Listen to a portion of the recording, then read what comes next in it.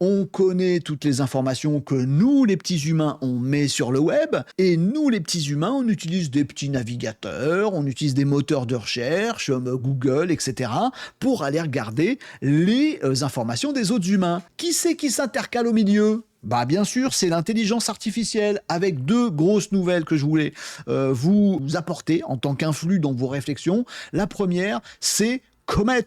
Qu'est-ce qui fait Comet? Ben vous allez avoir l'intelligence artificielle et les outils de Perplexity, qui est une superbe boîte, le Google Killer au niveau des moteurs de recherche. Et ce navigateur-là, il est agentique, c'est-à-dire que c'est l'IA qui va surfer sur le web en fonction de ce que vous lui demandez à votre place. Par exemple, vous regardez ici la carte de Londres, je suppose qu'il fait, et dans votre navigateur, et plutôt que de vous faire une petite carte où vous allez dire tiens, qu'est-ce que je vais visiter aujourd'hui, vous demandez à votre navigateur qui intègre une intelligence artificielle et qui lui-même a un agent qui va lui bricoler dans votre carte, mettre des petits points de ce qu'il faudrait voir. Vous vous apprêtez à regarder une vidéo dans votre navigateur sur YouTube, pareil, d'intelligence artificielle. Et dans votre navigateur, vous lui dites tiens, résume-moi cette vidéo avec je sais plus qui, Keanu Reeves sur la vidéo, bim, il vous fait un résumé où il vous dit à quel moment faut regarder tel truc. Tout ça, c'est Comet. Le truc est assez particulier. Deuxième information, il y a un test actuellement qui est fait chez Google. Alors j'en parle avec un petit, une petite mine pincée parce que ça peut faire très très mal à certains d'entre vous qui auraient des sites web de médias en ligne. Alors vous le savez, Google a déjà déployé, pas en France, on le voit pas venir, mais partout dans le monde ailleurs, quasiment,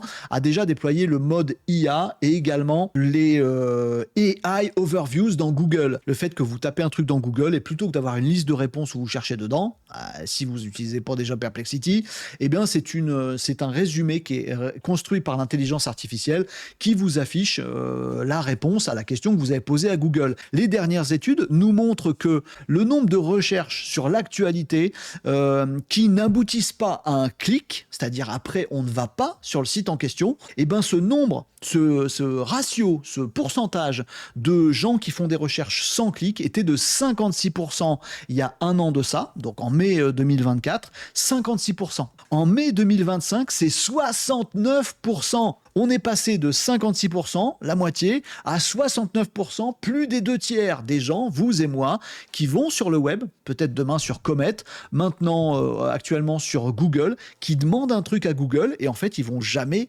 plus jamais cliquer en dessous. C'est dingue pour le modèle économique des médias, pour le modèle économique de plein de gens qui se basent sur le trafic amené par Google. Ça, c'est dans nos pays, en tout cas aux États-Unis. C'est les États-Unis qui nous balancent tout ça et cette façon de voir un petit peu la société. Mais qu'en est-il ailleurs ?